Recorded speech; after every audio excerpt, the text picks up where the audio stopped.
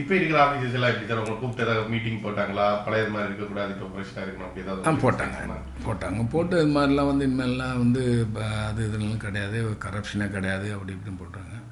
But கரப்ஷனே கிடையாதுன்னு சொன்னால் என் மேலே கொடுக்குறது தான் கிடையாது. இங்கேயும் ஆஃபீஸுங்க வாங்குறதெல்லாம் வாங்கி தானே இருப்பான். ஆஃபீஸருக்கு என்ன பர்சன்டேஜ் சார்? அது எதுனாச்சும் ஒரு 6% கொடுத்தது ஆஸ் யூஷுவல். அது வந்து நிறுத்த முடியாது யாரும். ஓ, இப்போ வந்து அவங்க கவர்மெண்ட் சைடில் வாங்குறது தான் நின்று போயிருக்கு, ஆஃபீஸர்ஸ் வாங்குறது நிற்கல. அது நிறுத்த முடியாது யாரும். அது எவ்வளோ பர்சன்டேஜ் சார் போகும்? அது ஒரு 4-5% போகும். ஓ, இன்னமும் 5%? ஆமாம். இது எதுக்கு சார்? பில்லு கிளியர் பண்ணி தரதுக்கு? ஆமாம். என்ன பண்ணுவாங்க சார்? இல்லைன்னா இப்போ 4 நாள் அவன் ஒருத்தன் கையெழுத்து போடுறதுக்கு வரமாட்டான்.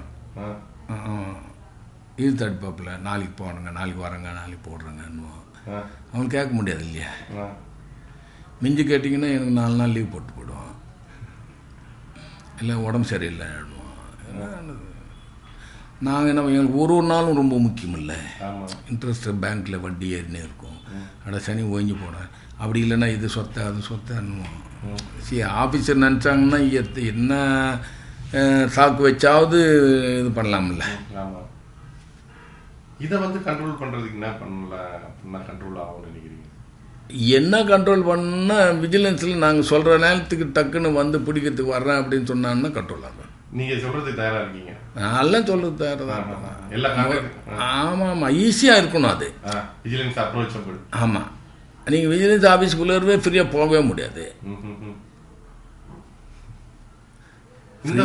ஃப்ரீயாக இருக்கணும்.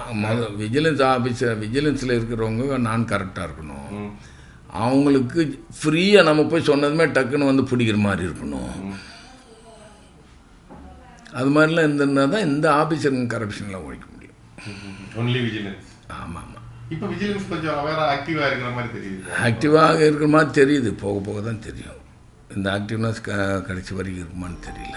இப்போ ஆக்டிவாக தான் இருக்காங்க.